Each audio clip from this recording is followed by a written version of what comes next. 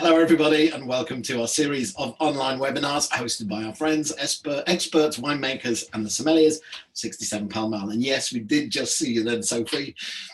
Do look on our website where dates and themes are being added all the time. Later on this evening, we're really excited to have Bill Harlan along with estate manager Don Weaver and winemaker Corey Empting joining us live from Oakville in Napa Valley from the Harlan estate. And then even more excitement with a tasting with Label Barton from Damien Barton Sartorius. But now it's me discussing the Rhone Valley. So please, as usual, chat away on the box at the side. Please share with us what you're drinking and where you're drinking it from. And if you can, hashtag 67 from home. As usual, we'll have 15 minutes at the end. So please ask questions in the Q&A box and I will do my best to answer them as we go along. So we hope you've got a bottle of Rhone at the ready. So the Rhone Valley. So kind of the Rhone Valley's down here in the southern part of France. Part of it is on the Mediterranean. Really the Rhone River starts up here, kind of in Lake Geneva, and it comes down through here, it goes through the Savoie region, and then it kind of continues eastward until more or less it hits Lyon, and then it travels south for about 200 miles. It goes all the way down south and eventually exits into the Mediterranean, where Marseille is. So there's two distinct areas, the Southern Rhone and the Northern Rhone. There's about a 30-mile gap in between the two. And really, I think Beaujolais really is considered from an administrative and political point, it's considered to be part of the same area, so Beaujolais and the Rhone. But obviously from the wine standing, we consider Beaujolais to be more part of Burgundy from a stylistic point of view. Okay, and this is the size of the Valley du Rhône. So the Rhone in total is about 69,000, so it's about 70,000 hectares in size of all the vineyards. After that, we have Bordeaux, which is the biggest area in France, which is, it's around about, they say 112 here. This is from the Interprofessions Français. I think it's about 128,000. So that seems a bit low for me. But Bordeaux is by far the biggest.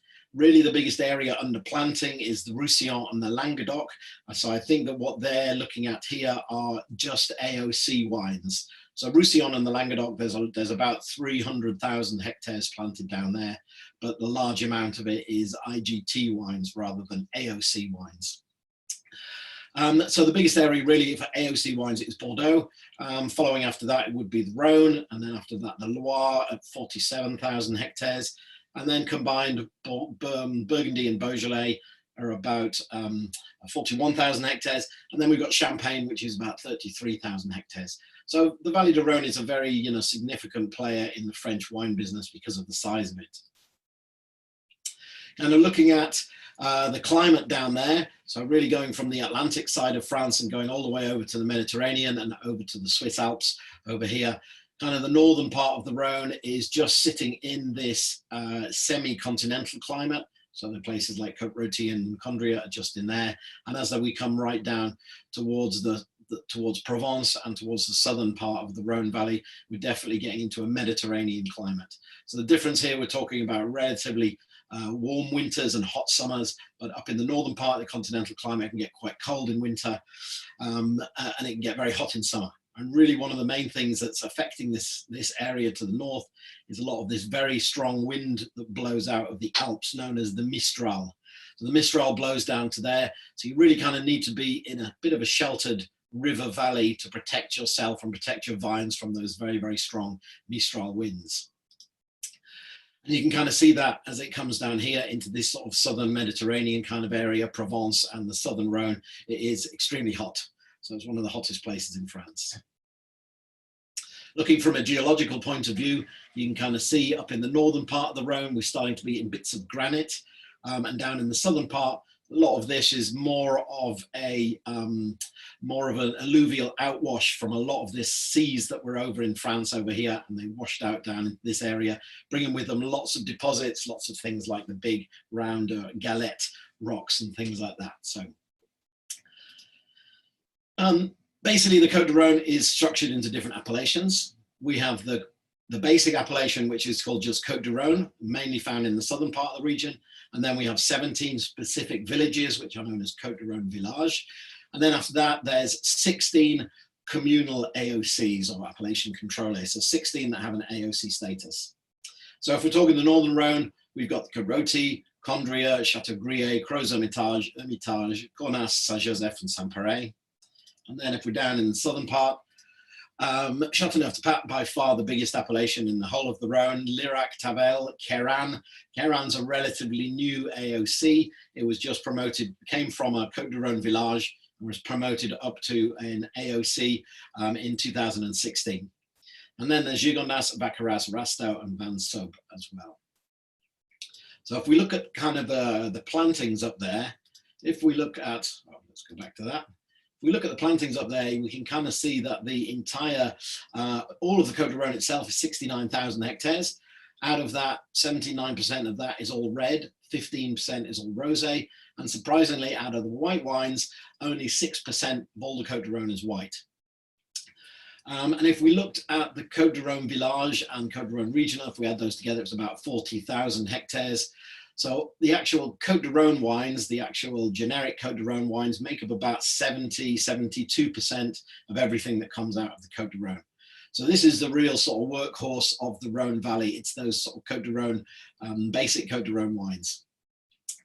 Looking at some other vineyards, you can see things like Châteaubriant, very, very small appellation. It's really a monopole appellation just based on one chateau. And you can see things like Châteauneuf-du-Pape at 3,162, very, very big appellation and the biggest in the region. Biggest, definitely by far the biggest in the Southern Rhone, and the biggest in the Northern Rhone would be Crozes-Hermitage at 1,605. You may notice things like down here, there's a relatively new appellation. It's not relatively new, it was changed in about 2008.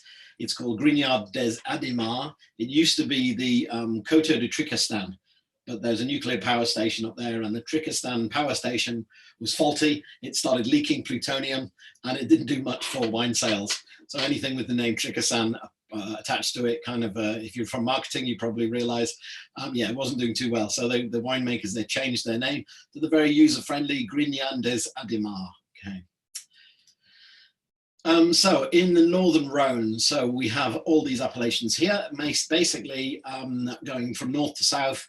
Everything you can see is really on the western side of the river, all the way down here, apart from two appellations, Crozes-Hermitage, that comes all the way around here, and then Hermitage, kind of just by the town of Tain-Hermitage, right in the center. So really Crozes kind of encompasses, circles all of the Hermitage, and those are the two appellations that are on the eastern side of the river. The rest is on the western side of the river, and obviously if you're in a steep-sided river valley here, you're looking on this side of the river, you're facing towards the east, so you're maximizing the amount of sunlight. All the slopes on this side of the river are kind of out of the sunlight, really, so this is why they're all located on that side. But this whole area, it was about 4,000, I think something like Côte-Rôtie was about 4,400 hectares in size at the turn of the last century. So in about 1900, it was pretty huge, a lot of wine coming from there. And then really in the 70s, it dropped down to around about 70 hectares. So it kind of really sort of started to die away quite a lot. And even someone like George Vernet, he bought a few hectares in Côte-Rôtie. He didn't particularly want to buy it. He's a producer in Condrieu, but he bought a little bit in Côte-Rôtie. And at the time then, because the vineyards were kind of, a lot of them were derelict and not being used, he bought 1 hectare of Côte-Rôtie, or he could buy 1 hectare of Côte-Rôtie. It cost him 80 euros. The price of 1 hectare of Côte-Rôtie now is about 1.3 million euros. So if you were buying Côte-Rôtie in the 70s, you'd have made a good return on your investment. Okay, but up in the Northern Rhone, we're in a rift valley. So rift valley is really when there's tectonic pressure on a continental plate and it's squeezing it up, there's a lot of tension across the land. When that tectonic plate slips or moves, the land gets relaxed, and what happens is it faults, it cracks in different places. And similarly to the valley where Alsace is, the Rhine Valley, the Northern Rhone Valley was a rift valley. So 2 faults basically cracked and the center dropped down, and it made the Northern Rhone Valley. Semi-continental climate we talked about. You get these winds, the Bise and the Mistral winds, very steep-sided. It's a moving body of water, so that always helps in the winter when it can get frosty. Any frosty air will run down the slope, settle on the river, and start moving away. We're definitely talking granite and schist soils, a lot of decomposed schist and mica up in this region. And really down when we're getting to places like Condria, we move into a white type of decomposed schist or mica called arzel. Grape varieties in the Northern Rhone is pretty easy. For reds, it's Syrah.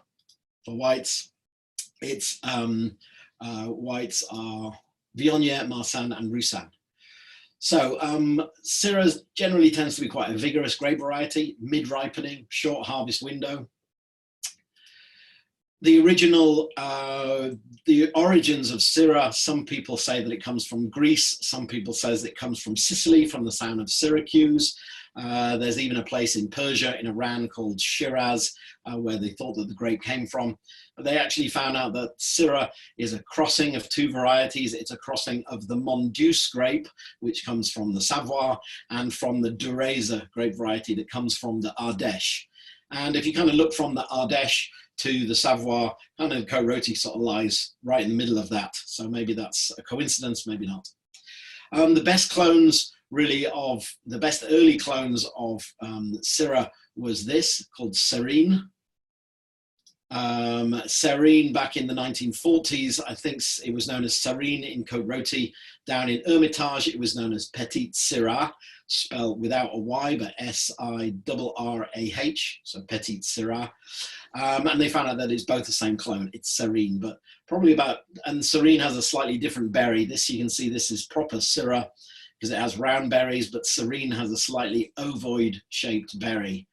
But there's only probably about 10% left of Serine up in the Northern Rhone now. Most of it now has gone over to being more modern styles of clones, which will be probably more high yielding.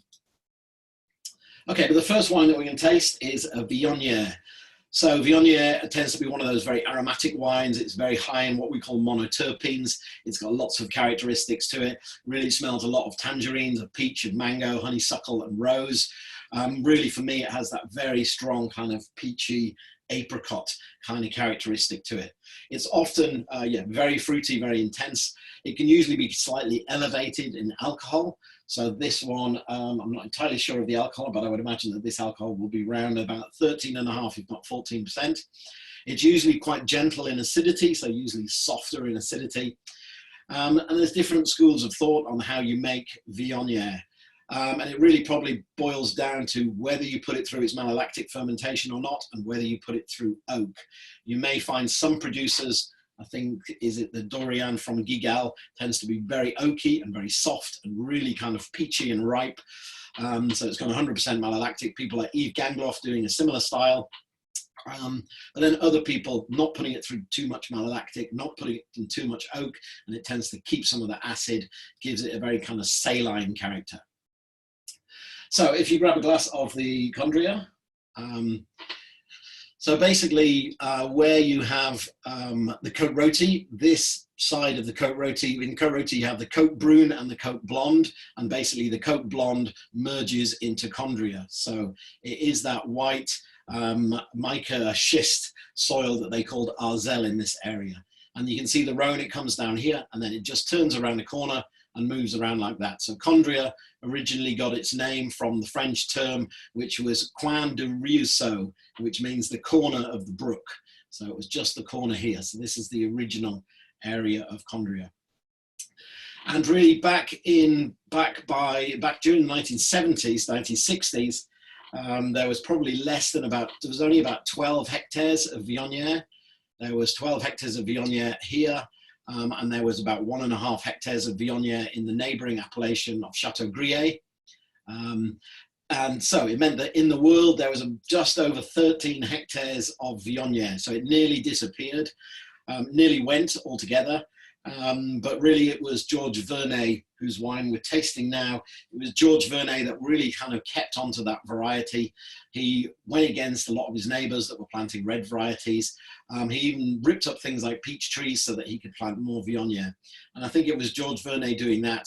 And pretty much if you know the wine merchants, Yap Brothers, Yap Brothers was run by Jason Yap now, but run by his father, Robin Yap. There aren't any brothers, there's only one. It was just Robin Yap. He just liked the name of Yap Brothers. But he was a big fan of these wines. Robin was actually a dentist, and Robin used to travel around the Rhone and travel around the Loire, and really as a hobby started buying these wines. And he went and used to buy Condrieu from George Vernet. He would buy it, he would put it in a lockup in London, and then he would sell it through the Sunday Times classifieds. And really, it was one of the wine merchants that helped George Vernet keep that grape alive and keep that wine going. So Robin Yap has a really good book called Drilling for Wine, I think it's called, because it is dentist roots. But yeah, and I think that at some point he ended up with hundreds and hundreds of cases of Condrieu in this lockup, but he just kept buying from George Vernet because he loved the wine and he wanted to keep it going as well. Josh Jensen, who's a winemaker, a California winemaker he was at Oxford University in the 80s, and he came over to France and he did 3 days picking down at Chateau Grier, and his wages for that was 3 bottles of Chateau Grier, and he absolutely loved it. So a few years later, he came back. He took some clippings from Condrieu or from Chateau Grier, and he went and planted it. He was the first one doing a sizable amount of plantings in California. So that was Josh Jensen from Calera Vineyards.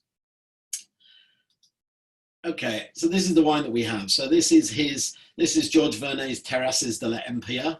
This is the biggest one that he makes. This is the highest volume that he makes. He has 2 other wines. He has one wine which is called Chailles de l'Enfer, which is the steps to hell, which is kind of talking about those steep terraces that you get in that area.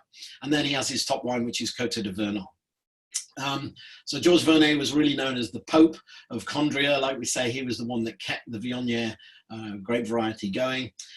He passed away a few years ago, but his daughter Christine is doing a great job running the estate now. They have 6 hectares in Côte Rôtie and about 16 hectares in Condrieu and a tiny bit in Saint Joseph as well. And they make about 120,000 bottles a year. But this is the biggest production. This is aged in 10% new oak. So please have a taste of that. It's pretty golden. It's a 2018. It's relatively young, pretty golden in color. It really has that slight florality and that apricot peachy characteristic that you would expect to find in Viognier. A slight bit of spice, and usually they say a lot of Vernet wines do have that mineral, that salinity that you get from those Arzell soils.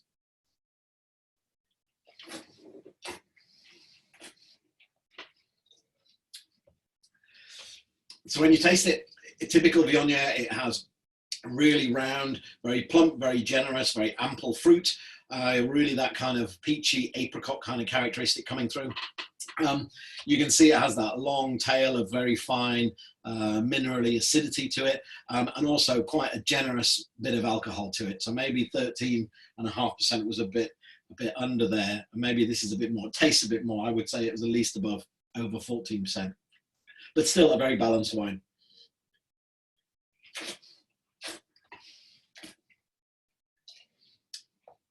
So I hope you like that. I think that's delicious.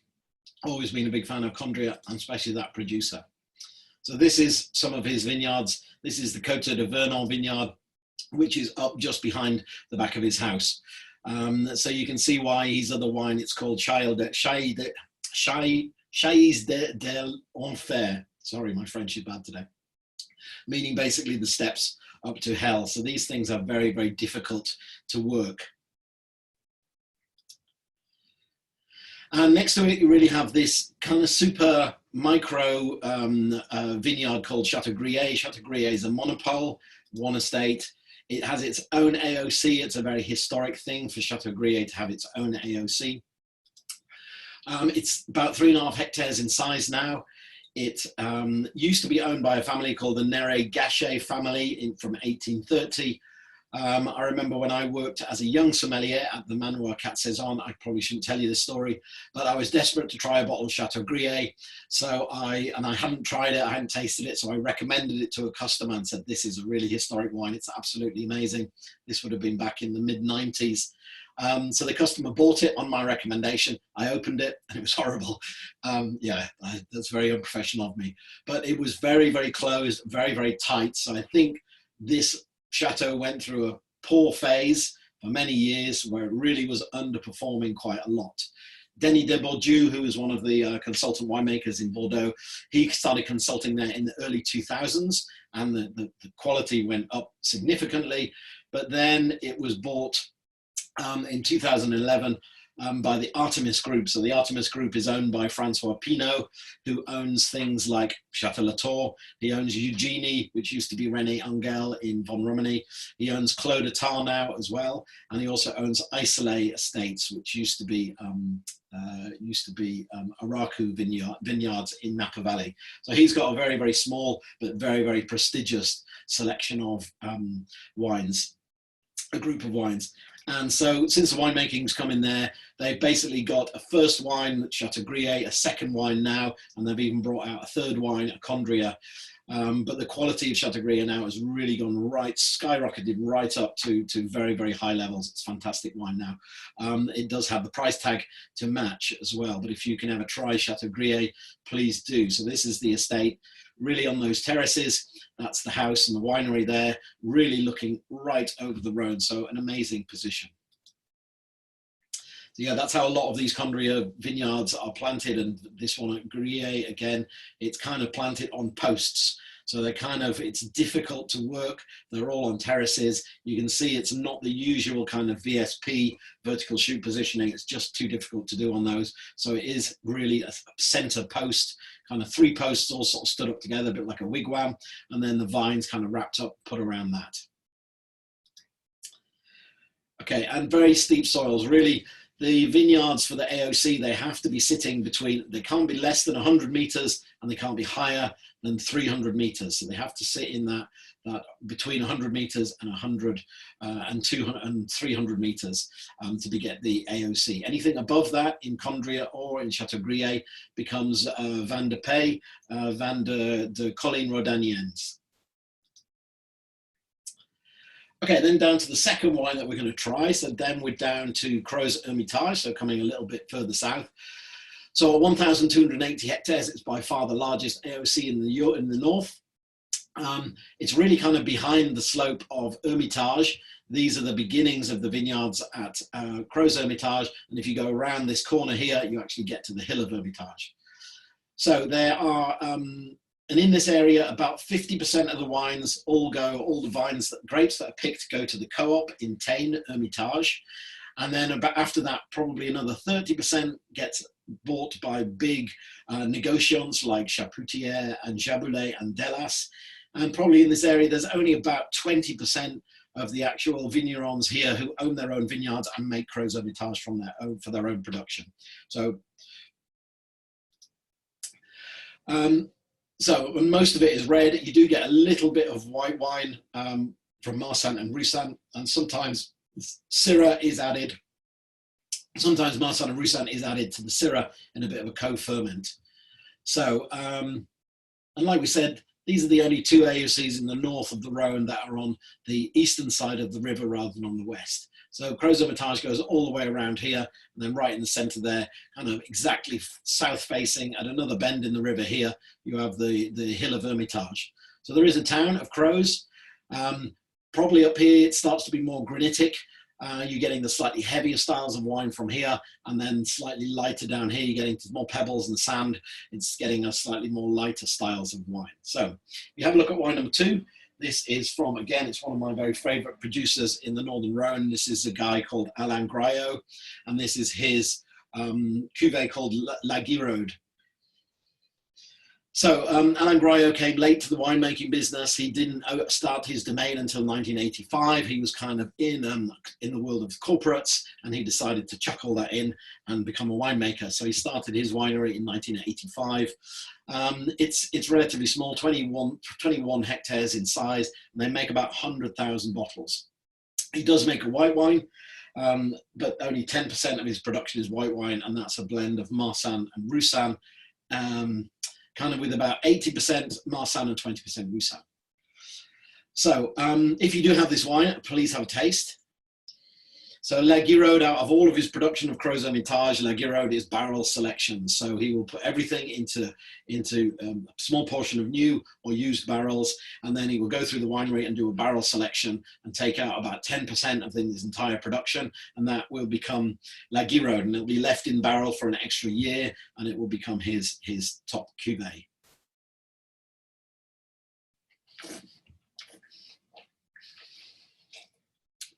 So I always find these wines really, really ripe, nicely balanced, kind of a slightly meaty, bacony, gamey kind of quality to them. This one's got good firm tannins, got a really bright acidity to it. Really balanced. It's got some of that kind of licorice note as well. It's got some of that black plum and blackberry characters, slightly licoricey.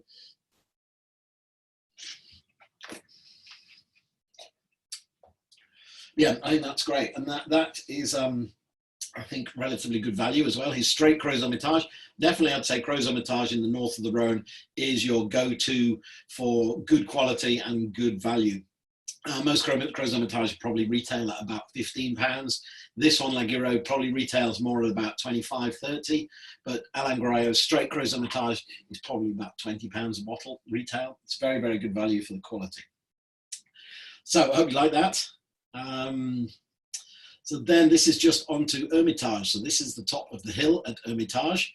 After you get sort of above the top of that hill and you start to come into this area, you come into Crozes Hermitage. And looking at the front of that hill, you can kind of see Hermitage here.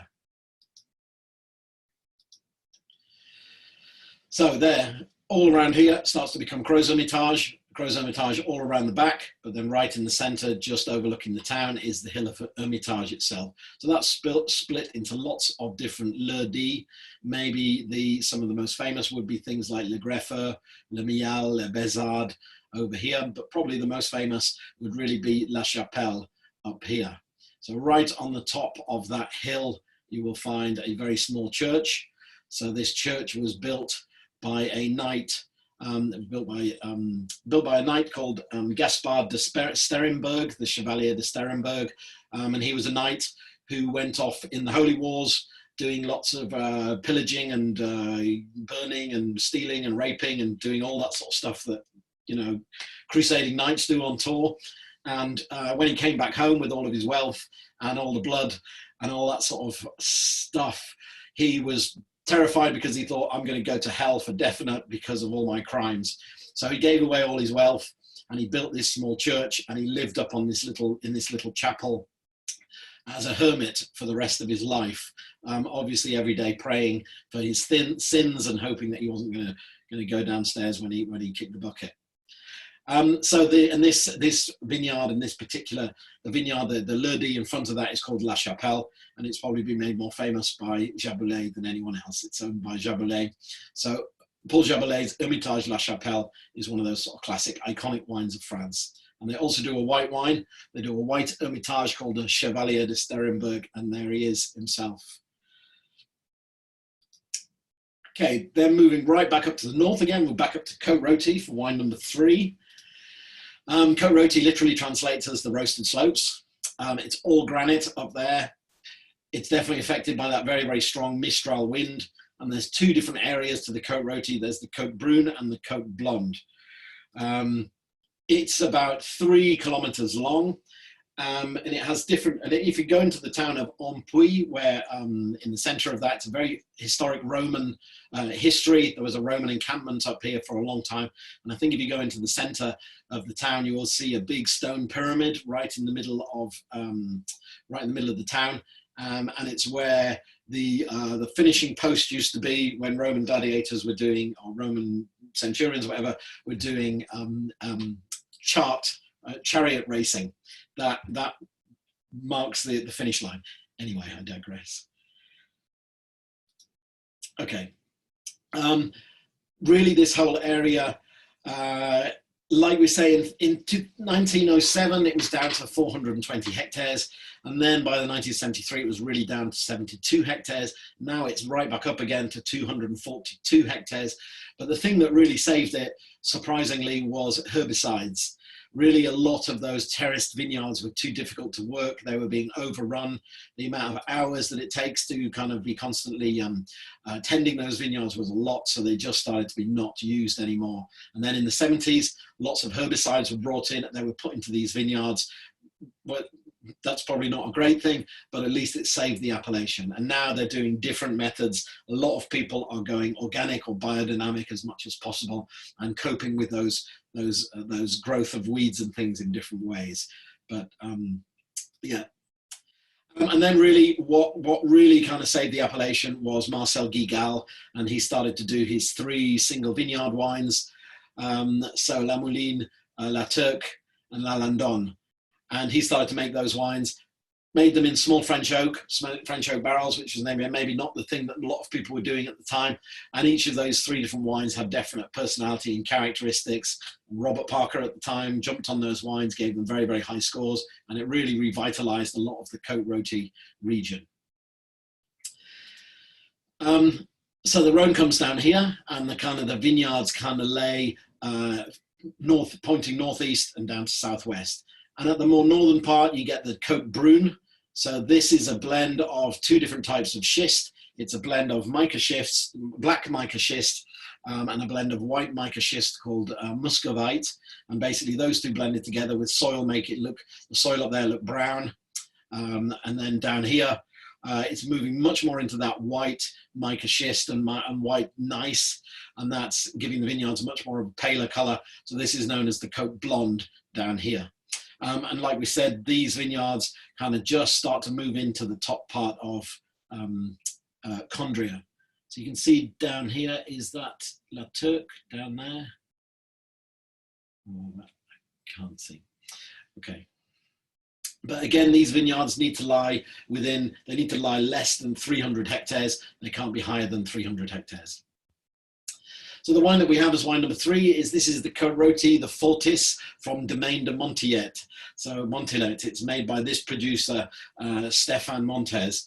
So this domain really is based in Saint-Joseph. They make a bit of Côte-Rôtie and they make a little bit of Condrieu, have 35 hectares in total, and they bottle about 170,000 bottles. So it's a fairly large operation.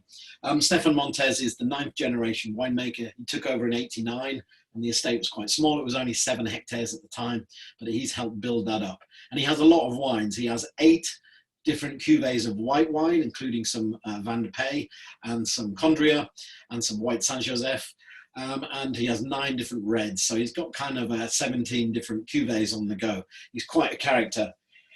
So if you have a taste of the Fortis, the Côte-Rôtie, myself and another master sommelier did visit Stéphane Montes. We were supposed to be there for an hour, but we got so engrossed in his Condrieux and his wines and tasting them out of barrel. We carried on and we said, we really need to go because we've got our next appointment. And he said, who's it with? And we said, Stéphane Auger. And he said, don't worry. He was the best friend of mine. I was the best man at his wedding. So he rang Stéphane Auger, said they're going to be a bit late. And anyway, we stayed with Stéphane in the end. He made several phone calls to Stéphane Auger, and we stayed with Stéphane for about 6 hours, I think it was. So he's quite a character, really skilled winemaker. And this is one of my favorite Côte-Rôties, the Fortis from him. So he actually co-ferments 5% Viognier into this wine. And traditionally, it was a thing that would happen in the Côte-Rôtie area where you would co-ferment with a little bit of Viognier. And really that does several things. It kind of stabilizes the color. It kind of adds aromatics to it. Usually people will say that you can spot Viognier in wines when you get that slightly lifted violet, lavender kind of purple flower characteristics to it. So this is 5% Viognier. He puts it in 50% new oak. And I really like this one because it really does show, the characteristic of rotundun, which is that chemical which gives Syrah that kind of fresh ground black pepper kind of characteristic to it. Plus these wines are structured, they have weight, they have tannins, they have really bright, intense, focused fruit to them, but then a really kind of razor sharp acidity as well. So they're very kind of tightly packed with those lovely blackberry, blackcurrant flavors, that smoky, slightly meaty kind of paprika, almost kind of spice to them, and that gamey animal, vegetal, that animally bacon kind of characteristic.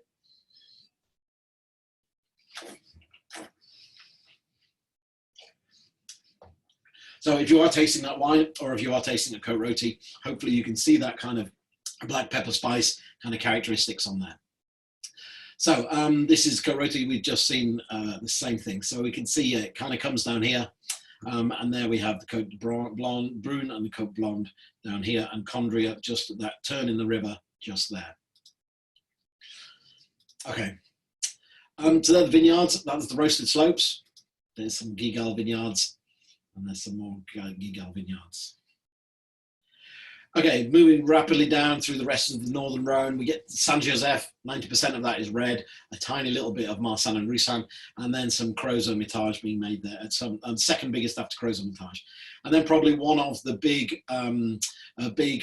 I would say the third quality for red wines coming from the Cornas area, especially from this producer, August Clapp, producing really, really good red wines from 100%. 100% of it is red wine production. So no, you won't find any white Cornas. Okay, so then down to the next three wines, down into the Southern Rhone.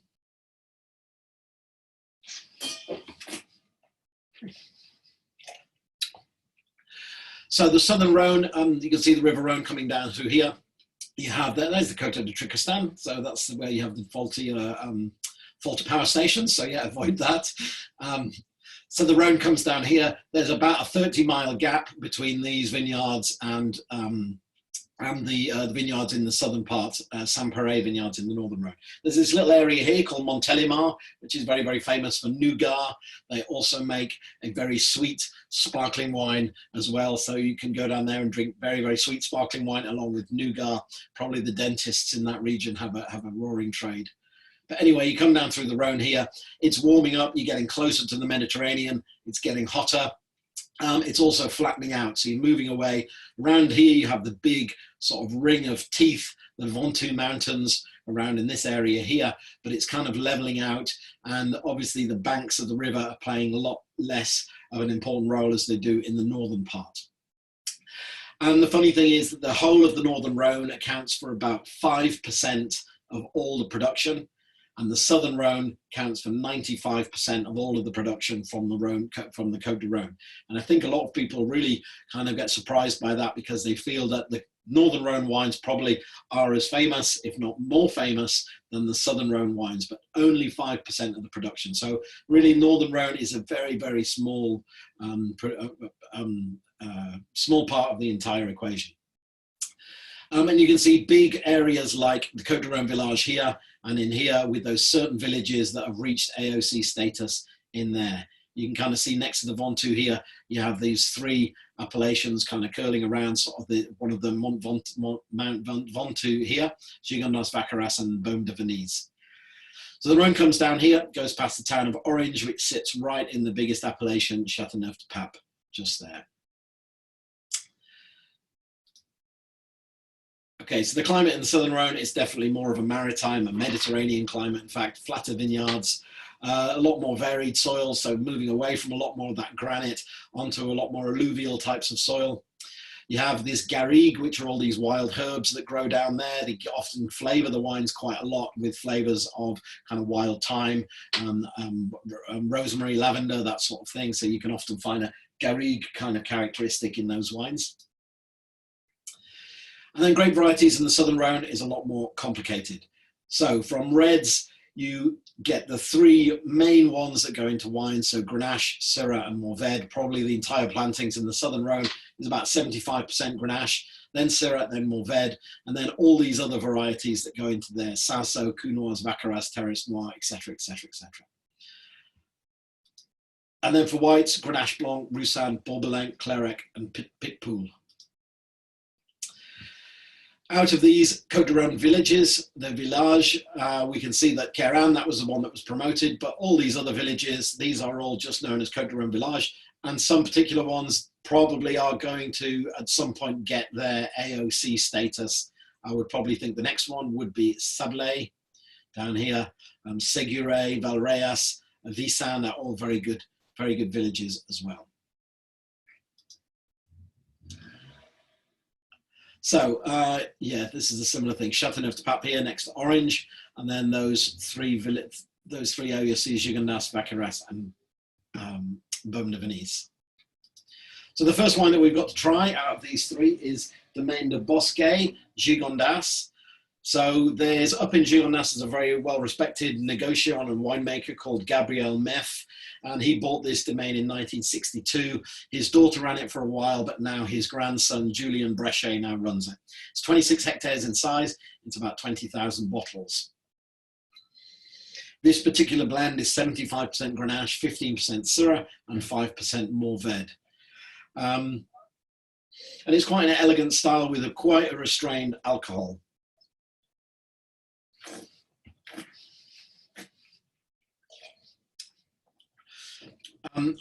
I must admit, a lot of the time, I'm not a big fan of Grenache. I think Grenache, when it's in a hot climate, it gets very, very high in alcohol. It loses a lot of its acidity. It gets very soft tannins. It gets quite jammy, quite peppery. And then with high alcohol on top of that, it's just not very pleasant. Really, that's why the entire Châteauneuf-du-Pape blend couldn't really be 100% Grenache. It just wouldn't be pleasant. So that's why they blend in Syrah and Mourvèdre. But this kind of style of wine really makes me love Southern Rhone wines again. If you have it and you're tasting it, if you don't, buy it. It's very good. It has a lot of restraint, a lot of elegance, a lot of that kind of licoricey, dark, plummy fruit.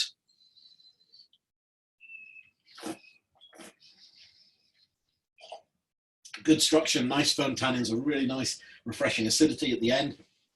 And I just think for using those three grape varieties, it makes a really kind of balanced, really kind of good quality and good value Gigondas. So if you like Southern Rhone wines without the kind of the mind-blowing alcohol, look for this particular producer. This is the vineyard where he's growing it. So quite stony, quite rocky, old vine vineyard. Then down to Châteauneuf-du-Pape. So Châteauneuf-du-Pape was the very first French appellation that was created in 1936. There's around 320 growers in the area, 3,134 hectares of vines, which are producing about 14 million bottles of wine per year. 75% of the vineyards are all planted with Grenache. 30% of the wineries are all organically certified. And Châteauneuf-du-Pape is made up of 5 different communes. And then within that, you have lots of different leurs-dits, and the best leurs-dits would really be Le Crau, which is right in the sort of center of the village. But the history of Châteauneuf-du-Pape. So this is Pope Clement the fifth. So formerly he was the Archbishop of Bordeaux. His name was Bertrand de Goth, and then he got promoted or elected or however, whatever happens with popes, and he was made the new Pope, and he became Pope Clement V. So he actually moved from his home in Bordeaux, and he moved over to Avignon, and the papacy moved from Rome to Avignon in 1308, and for about 7 successive popes, the Pope was based there. And he built this castle in just outside of Orange, or just very close to Orange, which became the new castle of the Pope, or the Châteauneuf-du-Pape. So some of the things that old Bertram did is things like he disbanded the Knights Templar, and his old estate in Bordeaux is now renamed as Chateau Pape Clement, that I'm sure you've all heard about. So Red Châteauneuf-du-Pape, 13 permitted varieties, mainly Grenache used, also Syrah and Mourvèdre. Minimum alcohol is 12.5%. And if you do look on the AOC, the French INAO website, they do say that there's 13 permitted varieties in there. But then if you think some of those grape varieties like Grenache, you find in red, in white, and even in gris. So I think that altogether, if you're saying that different strains of the same variety are different varieties, it's up to about 16 varieties. But I think the INAO actually states it's 13 varieties. So the wine that we've got to taste is Chateau Vieux d'Anjon. So it's got a picture of the old, the castle was bombed during the war, so it's not, now it's a ruin. So this is the old dungeon. So these producers are about 15 hectares. They make about 50,000 bottles. It was started by a man called Marcel Michael in 1966. It's kind of up in the northern part of the Châteauneuf-du-Pape Appalachians, and it's on a lot of those strong kind of galette stones. They make a little bit of white wine. About 5% of the production in Châteauneuf-du-Pape is actually to white grapes, and they make a white wine here, but they only make 2 wines. So they make a red and a white. They don't do what a lot of producers in Châteauneuf-du-Pape started doing, which is making special cuvées.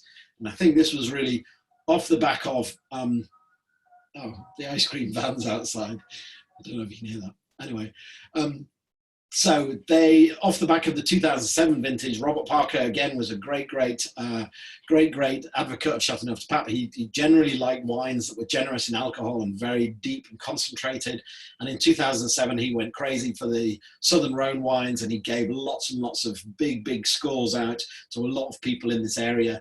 And the wines, the prices started going right up, and a lot of the producers in Châteauneuf-du-Pape started doing special cuvées, so one-off special types of cuvées that usually had more oak, usually more concentrated fruit, so they were higher in alcohol, higher in oak, and they were just taking already a hot, warm climate variety like Grenache and just kind of like supercharging it. Yeah, I must say, I admit that most Châteauneuf-du-Pape doesn't really do it for me. I do find it a bit too heavy and a bit too alcoholic. But I do like this producer because they never went down that route. They always kept their wines, you know, at reasonable alcohols for this area and reasonable alcohols for this very warm Grenache. For this warm region. So this wine is actually 75% Grenache, 10% Syrah, 10% Mourvèdre, and 5% Cinsault.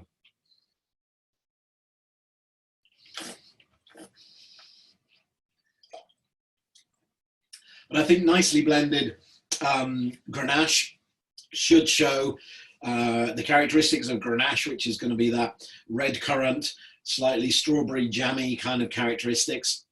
They're going to be slightly lower in acidity and tannin, slightly warmer in alcohol. And then when it gets blended with Syrah, or Syrah, Syrah is going to give it the black fruit profile. It's going to bolster the tannins. It's going to help dilute the alcohol and bring the alcohol down slightly. And it's going to give it more of a black pepper character rather than a white pepper spice. And then the Mourvèdre that comes in usually around about 5% is going to give you a slightly more wild kind of sauvage, gamey, animal characteristic. So if it's blended right, and if the grapes aren't really ripe and full of sugar, you should be getting a wine that shows black fruit, dark fruit, white pepper, black pepper. It has moderate amounts of alcohol. It has firm structured tannins, and it has big acidity as well, or generous, balanced acidity. Ice cream van's back, sorry. Okay, and this is Châteauneuf-du-Pape. So right in the middle, Châteauneuf-du-Pape is here. The town of Orange is over here. Things like Le Crau down here is where you get some of the best wines. A lot of the big galettes are kind of based in this northern part, but you can see we're quite close to the Rhone here, even though it is a relatively flat area. So yeah, talking about this wine, so I hope you like this wine. Yeah, for me, really good, classic, legendary, brilliant Châteauneuf-du-Pape, the way that it should be. Like I said, Châteauneuf-du-Pape was the first AOC to be created in 1936. There is a California winemaker called Bonnie Doon. Now Alexa's talking to me. So now Bonnie Doon, they started by Randall Graham. He has a whole range of wines. He's a big Southern Rhone fan. He has wines called things like the Old Telegraph, which is a tribute to Le Vieux Telegraph, which is in Châteauneuf-du-Pape. And he also has a wine called Le Cigare Volant. And on the label of Cigare Volant, it's a kind of Châteauneuf-du-Pape style blend. On the label of Cigare Volant, a Cigare Volant is a flying cigar, and he has a picture of a spaceship flying across a vineyard, this very old vineyard firing kind of like a red ray into the vineyard. And a lot of people will ask, you know, why is that on the label? And it was because originally in 1936, when the appellation was created, there were a lot of there was a lot of movies and things about aliens coming from the planet Mars and attacking the world. And so one of the stipulations in the original AOC rules for Châteauneuf-du-Pape was that if they found out that there'd been any alien activity in your vineyard, you were not allowed to call your wine Châteauneuf-du-Pape because it was considered to be outside help. I don't think anyone's really lost an AOC because of that, but I think that rule apparently is still there. It was one of the appellations to have the highest minimum alcohol. So Châteauneuf-du-Pape by law has to have a minimum of 12.5% alcohol. And if you imagine alcohol levels back in 1936 were a lot less than they are nowadays. Okay, so that is the Newcastle of the Pope. So a lot of these vineyards kind of lie on red clay. They have stones going over the top, these galette rules. The vineyards are over here, and then there's a little bit of a plateau, and when it goes down to the Rhone, just over here. But this is kind of what a lot of the vineyards look like. So they have these big stones, these big galette rule in there, these big pudding stones. These were moved by a lot of that very, very strong alluvial outwash coming down from the northern parts and coming out of the mountains like the Ventoux, a lot of glacial meltwater bringing these stones. And these things, when you walk around the vineyards, you kind of think, how did these get here? Must have been an enormous, very powerful amount of water moving to not only grind all the edges off these rocks to make them perfectly to make them very, very smooth, but to actually carry them in the volumes that they did. So a massive amount of very, very quick moving water to deposit these. Obviously in vineyards like this, it's very difficult to do vertical shoot positioning. So practically everyone is doing a kind of gobelet style vine training. And a lot of these vines are pretty old. You can imagine it's not the ideal soils for things like phylloxera. So you can get a lot of old vines down there. So this is what the stones look like. Okay, so these are the galettes and these are the goblet vine training. So we can't talk about Châteauneuf-du-Pape without talking about this one, Château Rayas. So going against everything I just said about not liking Southern Rhone Grenache, Château Rayas is quite unique. It's kind of planted in quite sandy soil, so it doesn't have those stones. You imagine those stones get really hot during the day. They literally act like mini night storage heaters. They get very, very hot during the day and they keep the vineyards hot at night. And if you've got variety like Grenache planted in there and you're giving it loads and loads of heat all the time, it's just going to produce lots and lots of sugar. But Rayas is in much cooler, sandy soils. It's similar if you look at some of the very good Grenaches over in the McLaren Vale in places like Blewett Springs. A lot of that is very, very sandy soil, so similar, and they can produce really elegant styles of Grenache. Excuse me. So yeah, Rayas is definitely one of those sort of classic wines of France. Some of the best wines I've ever tried have been from Château Rayas. And Rayas does have quite an interesting history. This is the winemaker at Château Rayas. If you've ever been to 67 Pall Mall and seen, we have a magnum of the first wine produced by Sine Qua Non. It's a magnum of, it's a Grenache blend, and it's made by Manfred Krankel at Sine Qua Non. That was his first vintage, and the name of it is Tant Pis. And basically, tant pis in French means kind of like tough shit or tough luck or whatever, or I don't care. But it's kind of a phrase. And Manfred Krankel, when he met Jacques Reynaud, this guy, that was the phrase that he used a lot, tant pis. And so Manfred Krankel called his first cuvée of Sine Qua Non tant pis. But there's a lot of stories about Rayas. It's a very difficult place to visit. It's not really signposted. It's hard to find. These guys, now it's being run by I think it's his nephew, Emmanuel Reynaud. And there's stories about Jacques Reynaud. I remember Stephen Spurrier tells a great story that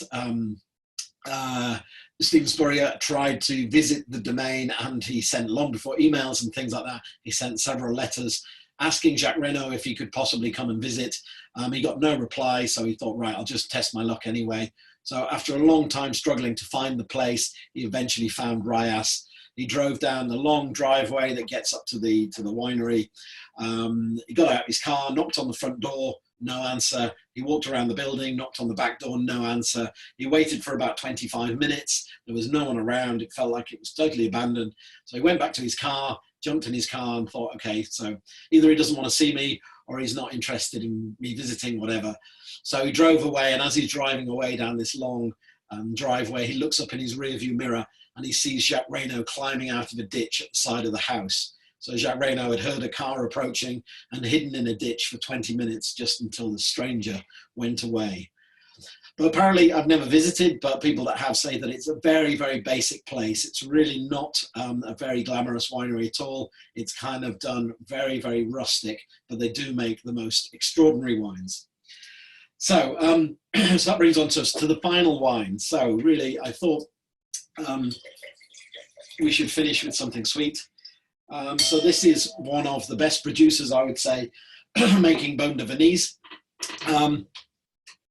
I guess Beaune de Venise is less trendy than it used to be, but I would imagine when I started my career at the Manoir 4 Saisons in the mid-90s, Beaune de Venise was always on. Beaune de Venise and Montbazillac was always on by the glass. So I remember Domaine de Durban as being, one of the most popular ones. So this is it's a 70-hectare estate. It's 250,000 bottles being produced. Really, it's only made from Muscat à Petit Grain grape. It's about 110 grams per litre residual sugar, and it's a vin du naturel. So what that means is its sugar comes naturally from the grapes. So what they will do is they will pick the grapes, they will start the fermentation, and they will let the fermentation get up to about 8%, something like that, and then they will block any more fermentation by adding spirit to it. So basically doing what's called a moutage. So the same way that you'd make something like port. So that's how you make vin du naturel in France. And you find vin du naturels all the way around the Mediterranean, from places like Rivesaltes, Banyuls, Maury, and obviously Beaune de Venise. So Muscat like this should be intensely floral. It should be very grapey in character. Yeah, so very floral, really kind of like elderflowers, that sort of thing. Very much like orange skin, so tangerine skin or orange juice. And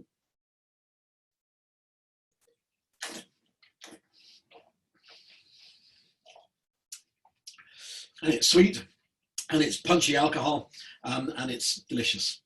Really good with kind of things like, it goes very well with things like baked apple, caramelized apples, goes well with things like tarte tatin. It goes really well with things like crepe Suzette. So if you imagine doing pancakes with oranges, this sort of thing works really, really well. So we've got 5 minutes left. As usual, I've gone over time. But we'll see if there are some questions. Questions from, who's this? Young Sophie. Oh no, it's not Sophie. Who's this? So Alexis. So what's your opinion about Saint-Joseph AOC? Any more recommendations apart from Chave? Saint-Joseph, yeah, I mean, Chave is probably one of the best producers up there. Who else makes really good Saint-Joseph? I can't remember who else. But yeah, I mean, Saint-Joseph is one of those wines. It's a bit like Crozon Hermitage, very, very good value for money. Really good value for money in a lot of places. And any tips, the Northern Rhones, cruise in the Northern Rhone for blind tasting, Cornas versus Hermitage. Well, I would say that, Hermitage in theory is going to be a lot more expensive than Cornas. Cornas I usually find is more of the kind of slightly rustic styles. So yeah, fairly sort of rustic, fairly meaty. Hermitage should be a lot more elegant, a lot more finer, generally a lot more sort of balanced, yeah, and a lot more sort of finer styles of wine coming from Hermitage rather than from Cornas. So Michael, is it possible that the climate change in the vineyards of the Northern Rhone is going to move a little more uphill? Yeah, is it possible that climate change in the vineyards of the Northern Rhone, that its vineyards are going to start moving more uphill to higher altitudes? Yes, most likely. It is kind of like pretty difficult to change things like AOC laws And as we can see, in places like Champagne and Chablis, people really don't like to expand on vineyards or decrease vineyards, things like that.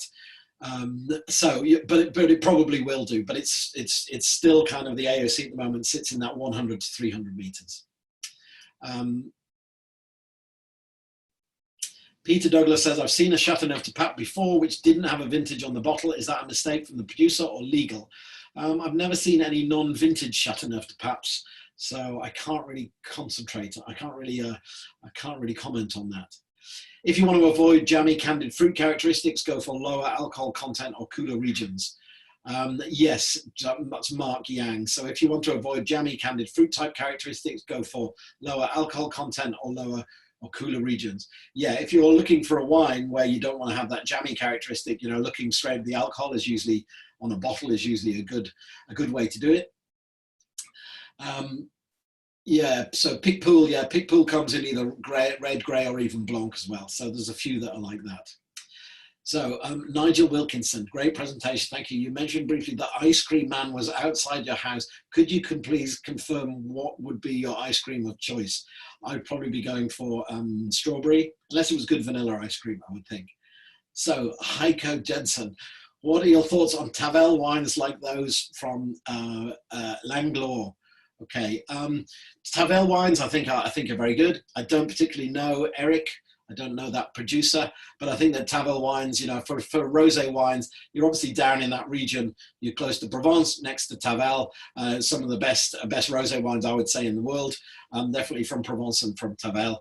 So yeah, so I think that's the place to go if you really like good quality rosés. What's your experience of Old Condrieu? It's often billed as one of the few wines that's best drunk younger, Chateau Grier aside.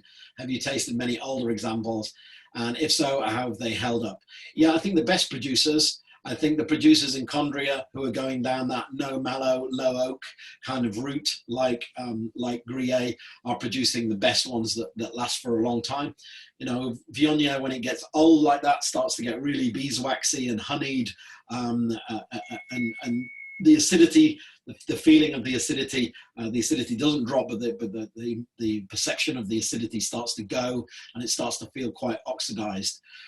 And they're the people that are doing a lot more barrel aging and more malolactic. So it depends on the style. But I think Condrieu can last for quite a long time. I do have a bottle of 2004 Chateau Grier in my cellar that I will drink one day. And it'd be interesting to see what that is like. Ronan, what do you think of Yves Couilleron wines? Yeah, Yves Couilleron wines are great. His Condrieu's are fantastic. His red wines are really good as well, but I think his Condrieu's, probably after Vernet, his Condrieu's would be my favourites. Okay, so Tomek is asking, you mentioned Chateau Grier wasn't good necessarily in the past, and it's been sold for a few times. How did they maintain their AOC status over this time? I would just think that things like the AOC status is not something which is checked. So there's not a panel that'll be tasting the wines and saying, now you don't, consider to be an AOC. An AOC basically is just a guarantee of what comes from what it says on the label is what's in the bottle. Doesn't really, an AOC doesn't really have anything to do with quality. Do you think Chateauneuf de Pape style will change due to global warming? Producers are raising the levels of Mourvèdre in the blend. Yeah, I think that people are maybe decreasing the amount of Grenache. They're usually trying to pick earlier. They're increasing the amount of Syrah and Mourvèdre in the blend as well. So I think definitely, definitely they're going to a more leaner style of winemaking. Okay. Yeah, and Frederick says Chateau de Tours from Rayas is also very good and very affordable. Yes, the Chateau de Tours and also the second wine of Rayas, Pignan, they're all very, very good wines. Okay. And someone else is saying, a lot of people say that Condrieu is not able to age. What are your comments for this? I would say, yeah, it's the people doing lots of mallow and lots of oak aging. Maybe it won't age for too long. But there's other people who are making it that will age for a long time. I don't think it's going to be a wine that's going to age for 100 years, but I think 20 years probably is acceptable. So that brings us to the end of the questions and the end of the hour. So I hope you've enjoyed that. Thank you very much. I hope you like the wines. And yeah, so we'll be back in an hour with Bill Harlan and Don Weaver from Oakville at Harlan Estate. How exciting is that? And then an hour after that, we'll be back with Level Barton. So thank you very much, and we'll see you soon.